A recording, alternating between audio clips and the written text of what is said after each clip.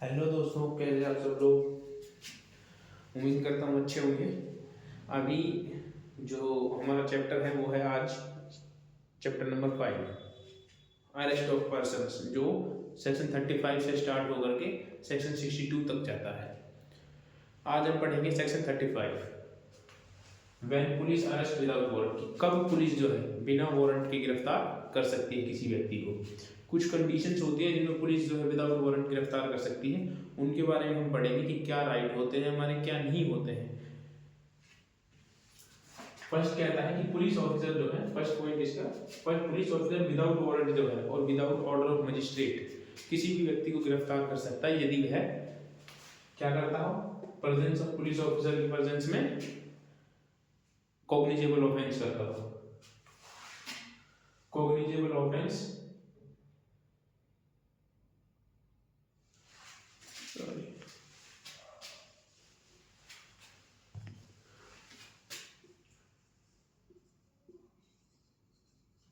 cognizable offense in presence of police officer।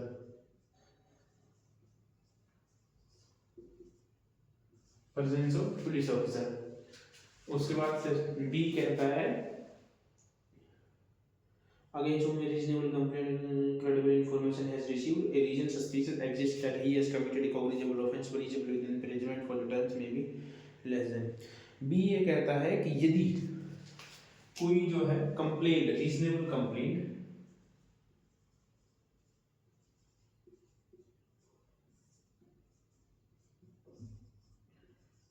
Reasonable complaint या दूसरा कहता है इसमें दूसरा वर्ड है क्रेडिबल इंफॉर्मेशन या क्रेडिबल इंफॉर्मेशन या जो है रीजनेबल सस्पिशन।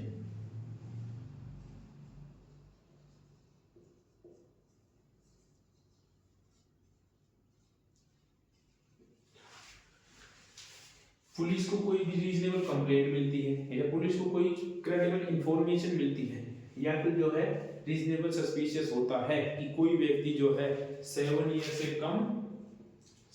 से कम but extend to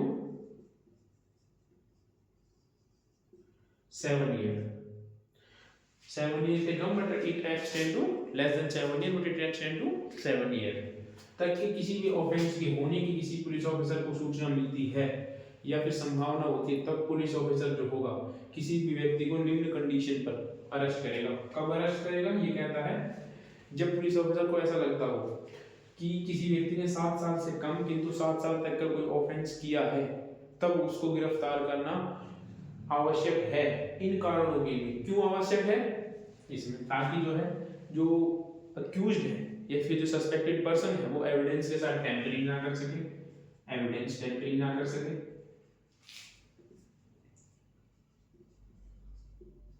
evidence tampering ना कर सके। दूसरा, इन्वेस्टिगेशन में जो है, जो इन्वेस्टिगेशन है उसमें कोई बाधा ना पहुंचा सके।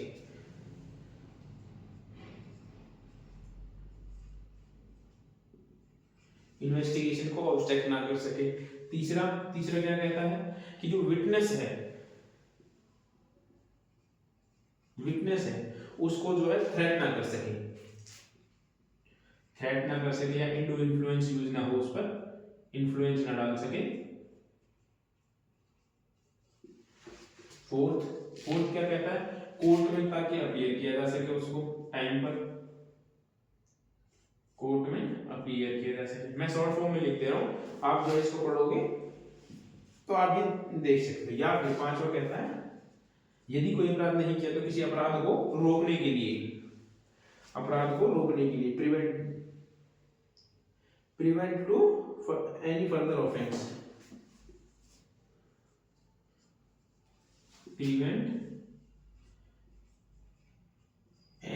ऑफेंस, किसी होने वाले अपराध को रोकने के लिए।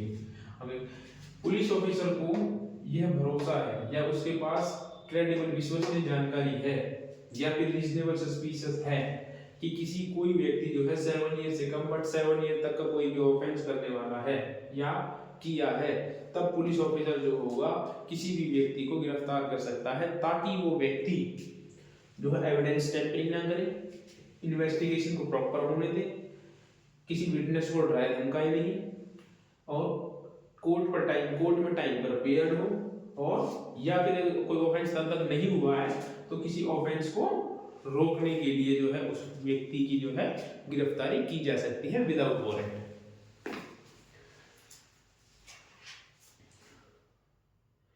इसके दो प्रोविजो हैं। प्रोविजो क्या कहते हैं? प्रोविजो, चलो एक बार मैं आपको बता देता हूँ प्रोविजो क्या है। And the police officer shall record will making such arrest his reason in writing. जब भी पुलिस ऑफिसर किसी व्यक्ति को अरेस्ट करता है तो उसको रीजन जो है वो राइटिंग में रिकॉर्ड करने पड़ेंगे। दूसरा प्रोविजन इसका कहता है कि police officer shall in all cases where the arrest of person is not required under the provision of this subsection record the reason in writing and note making the arrest. यदि police officer किसी व्यक्ति को arrest नहीं करता है तब भी उसको जो है रीजन को राइटिंग में रिकॉर्ड करना पड़ेगा। क्या कहते हैं? फर्स्ट प्रोविजन कहता है कि रीजन रिकॉर्ड करने पड़ेंगे, रीजन रिकॉर्डिंग राइटिंग। सेकंड कहता है यदि कोई पुलिस ऑफिसर किसी व्यक्ति को अरेस्ट नहीं करता है, पुलिस ऑफिसर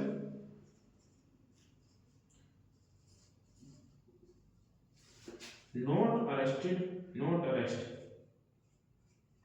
यदि वो किसी व्यक्ति को अरेस्ट नहीं करता है तब भी उसको जो है रीजन राइटिंग में करना होगा, उसको रीजन तब भी जो होगा राइटिंग में बताना पड़ेगा। उसके बाद पॉइंट नंबर सी, ये बी था, ये ए बी एंड अब है सी। सी क्या कहता है? सी कहता है कि against whom a credible information has been received। सी कुछ नहीं कहता, सी ये कहता है कि यदि किसी व्यक्ति को, यहां मैं यही लिख देता हूं,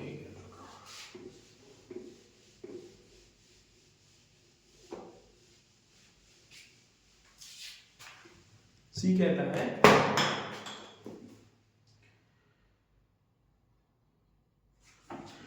कहता है कि यदि किसी जो पुलिस ऑफिसर है को क्रेडिबल इंफॉर्मेशन रिसीव्ड होती है, या फिर कोई रीजनेबल कंप्लेंट मिलती है, या फिर कोई सस्पेक्टेड जो होता है, रीजनेबल सस्पेक्टेड होता है, सस्पिशियस हो, तो जो होगा पुलिस ऑफिसर उनको ऐसा लगता है कि किसी व्यक्ति ने 7 ईयर प्लस का कोई ऑफेंस किया है, तब भी जो होगा पुलिस ऑफिसर उसे विदाउट वारंट अरेस्ट कर सकता है। ये कहता है सी। उसके बाद डी आता है। डी कहता है who has been proclaimed an offender, जो कि स्टेट गवर्नमेंट के द्वारा डी पीओ डिक्लेयर किया गया हो। पीओ को कहते हैं proclaimed offender.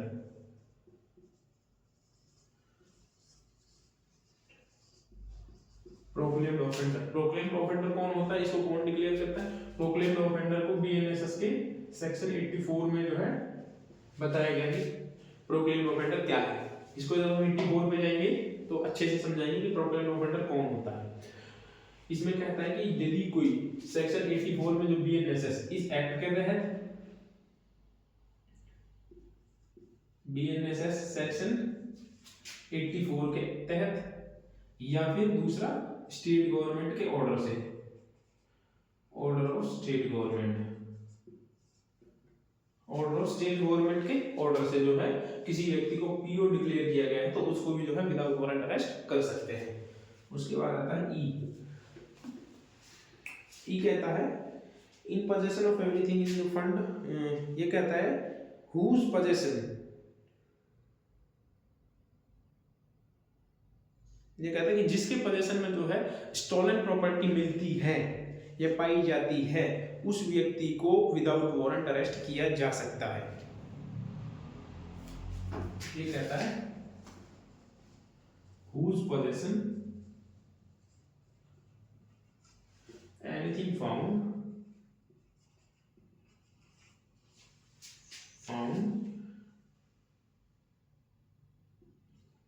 in stolen property। यदि किसी व्यक्ति के कब्जे में जो है चुराई हुई संपत्ति पाई जाती है तो उसको जो है विदाउट वारंट अरेस्ट कर सकते हैं। एफ क्या कहता है? एफ जनरली बात करता है ऑब्स्ट्रैक्ट की, किसी भी जो पब्लिक सर्वेंट है पुलिस ऑफिसर, वर्ड यूज किया गया है यहाँ पे पुलिस ऑफिसर। यदि कोई पुलिस ऑफिसर हो ड्यूटी परफॉर्म करने से रोकता है, ड्यूटी में ऑब्स्ट्रैक्ट करता है, ड्यूटी में बाधा डालता है, तब भी जो पुलिस ऑफिसर उसको विदाउट वारंट गिरफ्तार कर सकता है। और या क्या करता है, पढ़ेंगे इसको आगे, और who has escaped or attempt to escape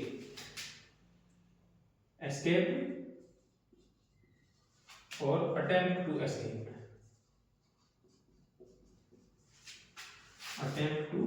escape in lawful custody।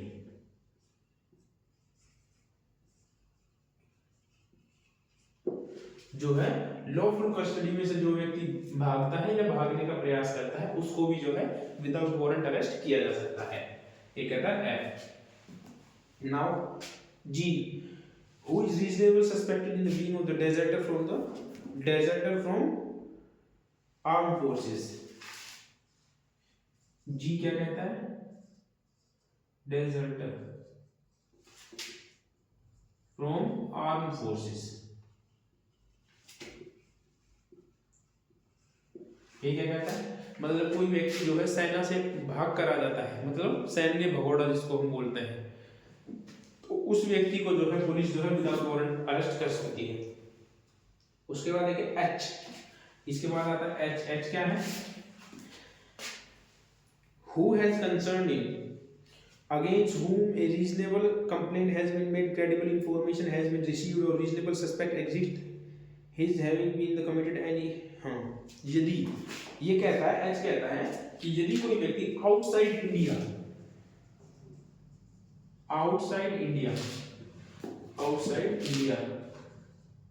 कोई ऐसा एक्ट करता है, यदि वो इंडिया में रहता और तब वो एक्ट होता तो वो अपराध होता, तो उसकी ऐसा एक्ट आउटसाइड इंडिया करता है तब भी जो है उसको पुलिस जो है विदाउट वारंट अरेस्ट कर सकती है। यदि उसने आउटसाइड इंडिया भी ऐसा कोई एक्ट किया है और पुलिस ऑफिसर को उसका भरोसा है, जब उसके पास रीजनेबल कंप्लेंट है या सस्पेक्टेड स्पीशियस है, तब भी जो होगा वो इसको अरेस्ट कर सकता है यदि आउटसाइड इंडिया भी कोई ऑफेंस इसने किया है तो।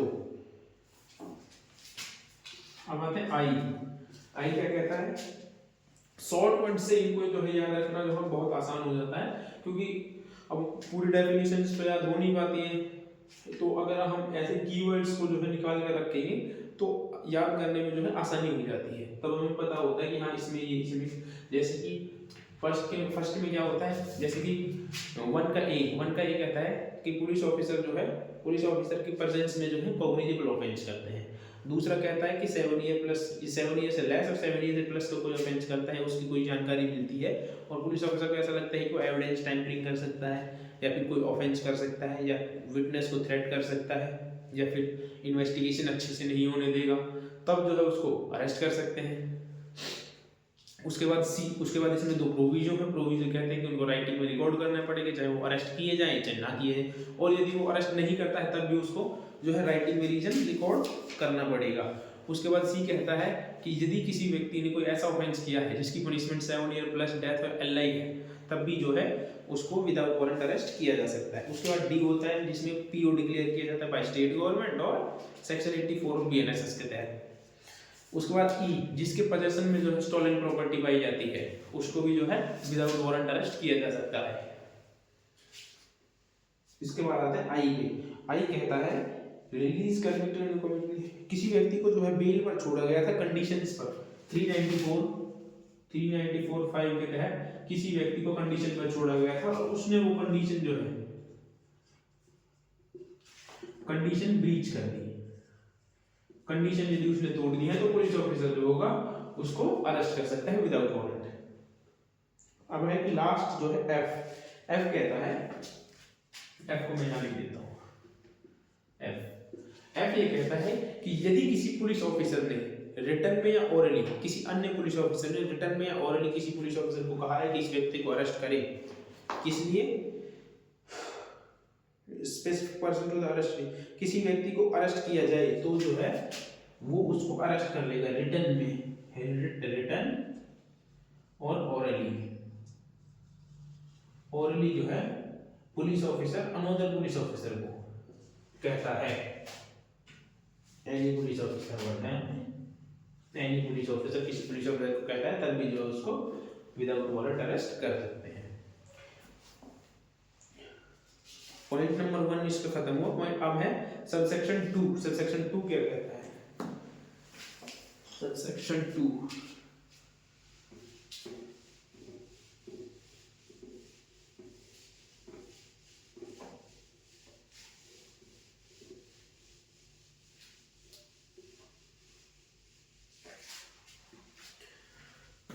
सबसेक्शन 2 35 का 35 का 2 कहता है यदि किसी ने नॉन कॉग्निजेबल ऑफेंस किया, नॉन कॉग्निजेबल ऑफेंस किया है, नॉन कॉग्निजेबल ऑफेंस किया है, तो उसको जो है विदाउट वारंट अरेस्ट नहीं किया जाएगा, अरेस्ट नहीं किया जा सकता। विदाउट वारंट जो है आप उसको अरेस्ट नहीं कर सकते। 35 का 35 का 3 ये कहता है कि सेक्शन 35 की सब क्लोज 1 की कंडीशंस को छोड़कर जो है यदि कोई ऑफेंस किया जाता है तो उसमें जो है उसको पहले नोटिस देना होगा अरेस्ट। 35(1) की कंडीशंस को छोड़कर यदि कोई व्यक्ति कोई ऑफेंस करता है तो उसमें पुलिस ऑफिसर जो है उसको विदाउट वारंट अरेस्ट नहीं कर सकता। उसके लिए पुलिस ऑफिसर जो है आपको नोटिस देगा, पहले नोटिस देना उसके लिए मैंडेटरी है, नोटिस देना मैंडेटरी है। इसमें कुछ केसेस भी हैं इसके, जैसे कि फर्स्ट केसेस में है, बहुत इंपॉर्टेंट केसेस है, DK Vasu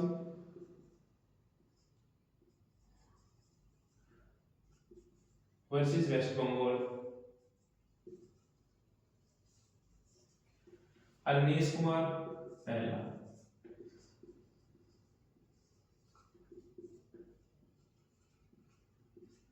Awanish Kumar versus state of Bihar,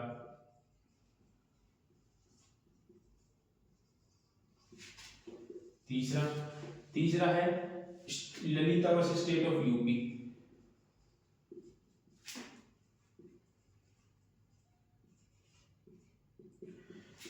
चौथा है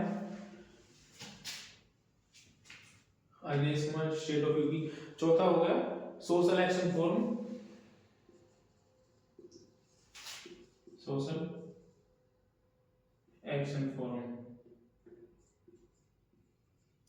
मानवाधिकार versus union of India.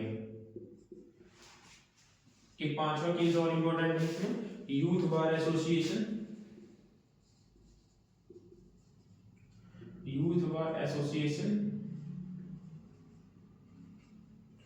Versus union of India. ये 5 केसेस है जो बहुत इंपॉर्टेंट है, जिसमें सुप्रीम कोर्ट ने जो है इन 3 केसेस में जो है अरेस्ट के प्रोविजंस को बताया है कि कब और कैसे किन कंडीशंस में किसी व्यक्ति को अरेस्ट किया जाएगा, और अरेस्ट किया जाता है तो किस तरीके से अरेस्ट किया जाएगा, उसको अरेस्ट ऑफ ग्राउंड्स बताने होंगे, उसके राइट्स बताने होंगे, किस प्रोसीजर से अरेस्ट किया जाएगा, प्रॉपर ड्रेस में जाना हो। तो ये जो है इन तीनों केसेस में कहा गया था। Youth bar association versus union of India में कहा गया था कि FIR को जो है must be uploaded in 24 hours. 24 hours में जो है FIR ऑनलाइन पोर्टल पर अपलोड होनी चाहिए। और अगर state of Lalita versus state of UP की बात करें तो इसमें कहा गया था, जो मेनली जो इसमें कहा गया था वो ये कहा गया था कि पुलिस ऑफिसर की ड्यूटी बनती है कि वो जो है FIR को रजिस्टर्ड करे। यदि उसके पास कोई फरियादी या कंप्लेनेंट आता है तो वो जो है फर्स्ट ऑफ ऑल FIR को रजिस्टर्ड करने की उसकी ड्यूटी बनती है। हाँ, पुलिस ऑफिसर जो है प्राइमरली जो है वो इन्वेस्टिगेट कर सकता है, लेकिन पुलिस ऑफिसर की इसमें ड्यूटी जनरली ये बताई गई थी सुप्रीम कोर्ट के द्वारा कि यदि कोई फरियादी पुलिस के पास आता है तो पुलिस की फर्स्ट ड्यूटी ये बनती है कि वो पहले एफआईआर को रजिस्टर्ड करे। यदि पुलिस ऑफिसर को ऐसा लगता है कि उसमें इन्वेस्टिगेशन की जानी चाहिए तो पुलिस ऑफिसर जो है उसमें प्रिलिमिनरी इन्वेस्टिगेशन कर सकता है। ये जो है Lalita versus state of UP में कहा गया था 24 आवर्स के अंदर जो है एफआईआर जो है अपलोड होनी चाहिए, एक्सेप्ट यदि वो चाइल्ड से रिलेटेड है, चाइल्ड और रेप वगैरह से रिलेटेड है। इसमें ये कहा गया था पांचों केसेस। आईपी केसेस को पढ़ लीजिएगा, बहुत इंपॉर्टेंट केसेस हैं। हर एग्जाम में जो है इनमें से कोई ना कोई क्वेश्चन जो है पूछ लिया जाता है, चाहे थ्योरी में हो या फिर एमसीक्यूज में हो। आगे चलते हैं, आप आते हैं 4 पे। Where such a notice is issued to any person it shall be duty to that person comply with the terms of. यदि किसी व्यक्ति को पुलिस के द्वारा कोई नोटिस दिया जाता है तो उस व्यक्ति की ड्यूटी बनती है कि वो जो है उस नोटिस की जो टर्म्स एंड कंडीशंस दी हुई है उनके साथ में जो है कंप्लाई करे। पांचवा कहता है कि where such person comply and continue to comply with the notice he shall not arrested in the respect. यदि कोई व्यक्ति जो है कंप्लाई कर रहा है तो उस व्यक्ति को जो है अरेस्ट नहीं किया जाएगा, और यदि उस व्यक्ति को फिर भी अरेस्ट करना है तो उस व्यक्ति को जो है फिर भी अरेस्ट आपको करना है छठा, तो मजिस्ट्रेट के ऑर्डर से या वारंट के द्वारा ही, मजिस्ट्रेट ऑर्डर या वारंट से ही आप अरेस्ट कर सकते हैं। विदाउट वारंट आप फिर भी उसको अरेस्ट नहीं कर सकते। Point number 7, no arrest shall be made without prior permission of the below the not below the rank of DSP in case of offence which is punishable of imprisonment of less than 3 years and such person is infirm to above 60 years। सातवां क्या कहता है? सातवां point कहता है कि यदि कोई व्यक्ति जो है 60 ईयर प्लस का है, इस नंबर को याद रखिएगा, 60 ईयर प्लस का यदि कोई व्यक्ति है और उसने कोई ऐसा ऑफेंस किया है जिसकी पनिशमेंट जो है कितनी है, 3 साल से कम है, लेस देन 3 ईयर है, 3 ईयर है, तब जो है कोई भी पुलिस अधिकारी बिना डीएसपी की परमिशन से, विदाउट द परमिशन